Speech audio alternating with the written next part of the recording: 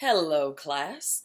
This week we're going to be talking about the canon, specifically the Western canon.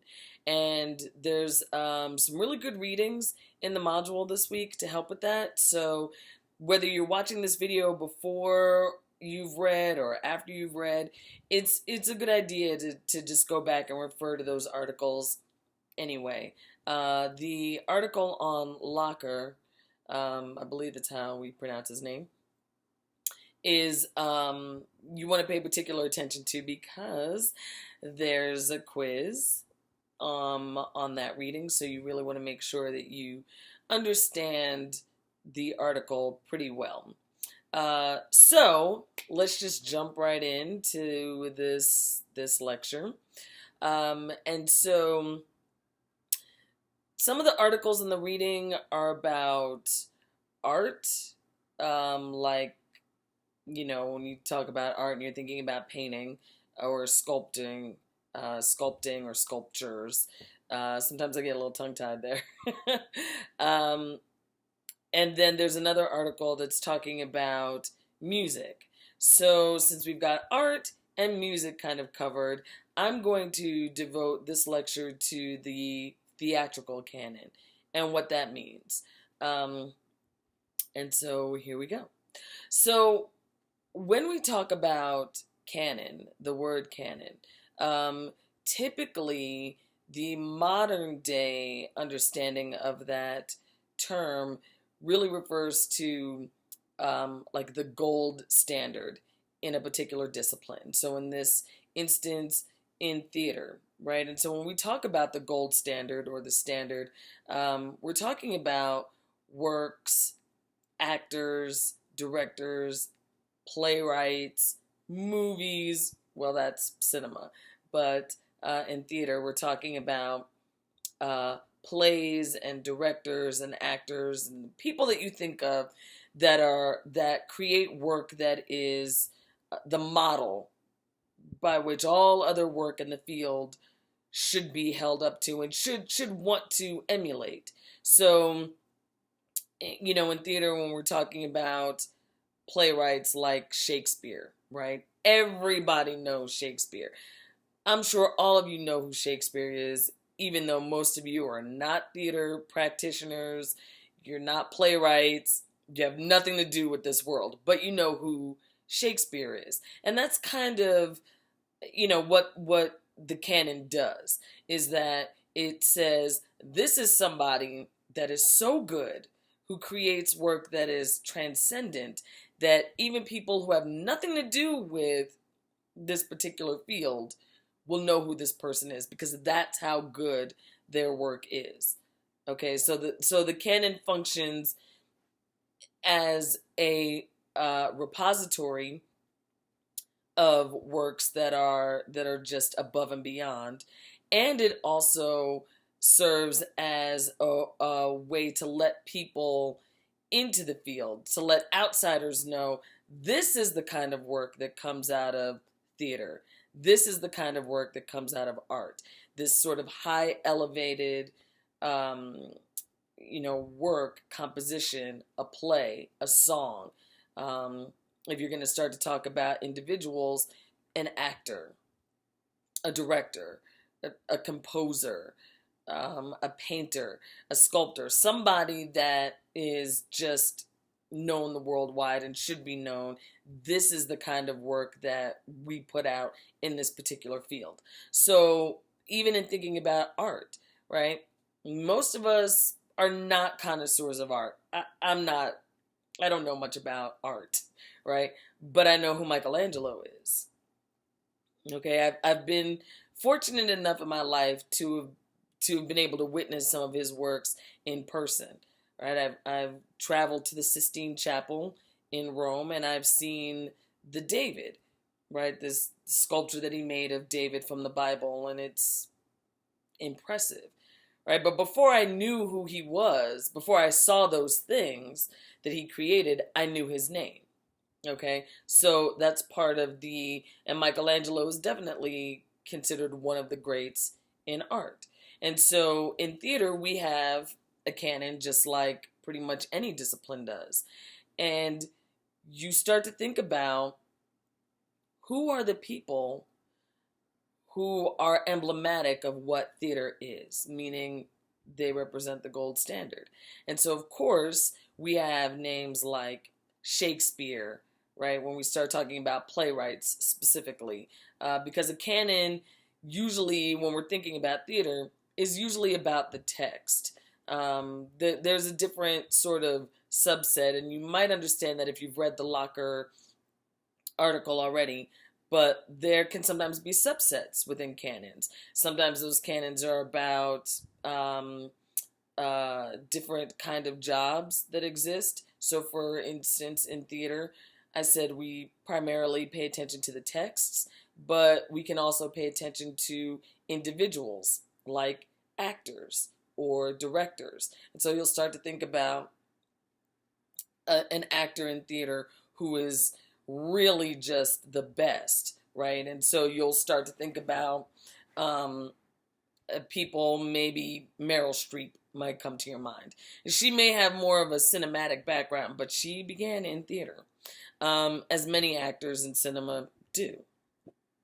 And so so there are canons about that, like who's the best actor, who's the best actor for the stage, who's the best um, theater director for the stage, right? So the canon um, in itself is pretty vast, but it can be whittled down to these smaller sort of focal points, right? But for our purposes, I'm just going to try and keep it as broad and as general as possible. So when we're talking about the texts that make up a canon, that make up the canon of theater, for the most part, we are talking about plays as they were written. And so you may not be that familiar. You may not have ever seen a Shakespeare play, but I guarantee that every single one of you has read at least one. And that's probably because you were in an English class and they're studying his plays for their literary content, right? So again, that's a way that you could be familiar with someone like Shakespeare without having ever seen his plays. And so that's why the canon in theater a lot of times has to do with the actual play, the text that is written. Um, and so, as we continue to think about what the theatrical canon is, some of the questions that come out of the reading this week centers on, well, who makes the decision on what goes into the canon and what doesn't? And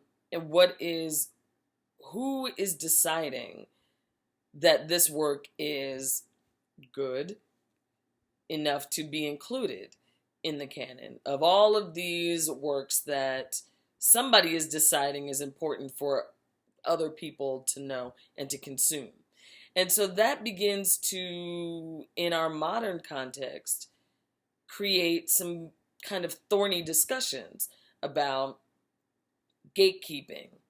Gatekeeping is something that is used a lot in academic circles, but very clearly, just watering it down to what it means, the words gate and keeper are very, it's very, the word is elusive to me right now, but it's self-explanatory, right? So if you have somebody who's standing outside of a gate, it's usually a guard or somebody who is deciding you can gain entry here or you can't. Kind of like a bouncer at a club, right? So if you think about the creation of a particular canon, it is important to think about who's making these decisions.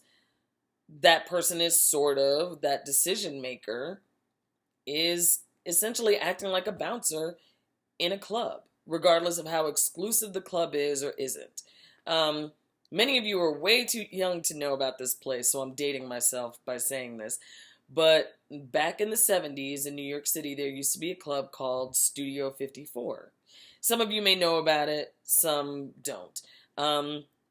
It was really, pretty notorious for a lot of interesting things going on in there.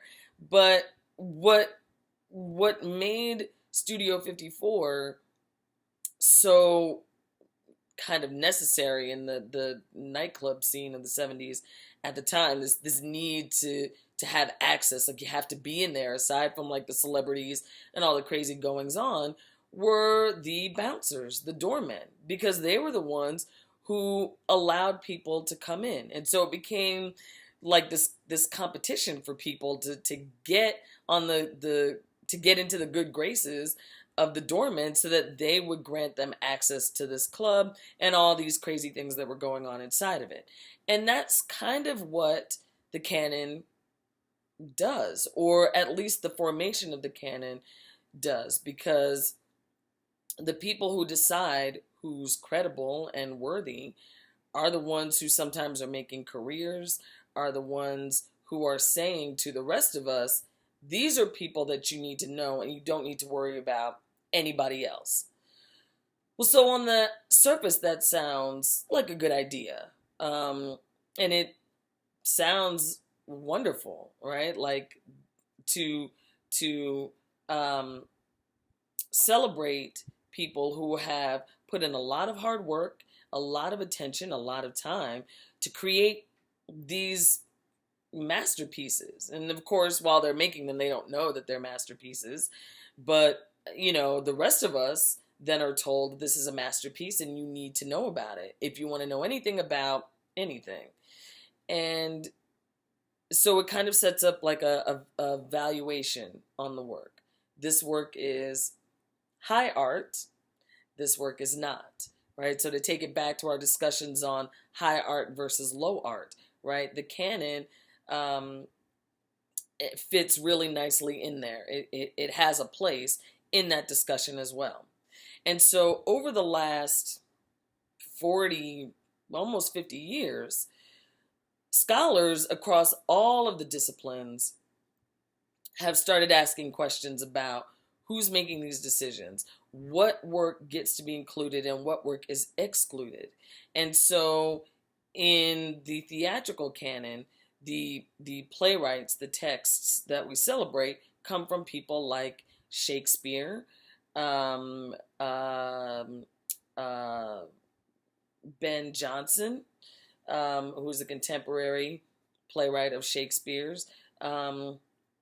We move out of the Elizabethan age, away from the olden times, and we start to have, particularly in American theater, then we start to see playwrights like Sam Shepard, Edward Albee,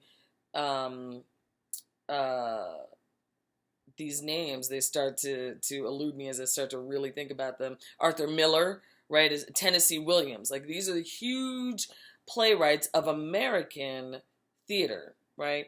Theater itself is way older than America. And so for a really long time, American playwrights were not even considered good enough to belong into the larger theatrical canon, because America is such a young country in terms of the ages of the world. England alone has us by hundreds of years, which they should. They were our colonizers. And so suddenly people started looking at the canons, particularly theater, but in all of them, and started saying, wait a minute, most of the works that you say are the standard that we should all want to emulate are all made by old white men. Is there no one else? Are there no women? Are there no women of color? Are there no men of color? Are there no people who are differently abled? Are there no people who are non-binary or who are not straight that are also contributing to the canon, that are also creating works that are emblematic of this standard? Should they not set a new standard, right? And so those are the kinds of conversations that are happening now when it comes to the canon. And to wrap this up really quickly, it's important to start to question Who is in charge of making the decisions about what is and is not the standard of a particular craft or discipline? And when you're talking about the arts, then it does become an essential question to ask, because by excluding certain people, are you not also excluding that kind of demographic from the experience of the art itself? Those are the questions that we're asking nowadays. So just refer some more to the articles. Don't forget to take your quiz. Don't forget you have a discussion board question in here also, and that the discussion board needs you to answer the question while also commenting on two of your other fellow classmates' questions as well within the discussion board. If you have any questions, feel free to email me or your TA, and I hope you have a great week. Take care.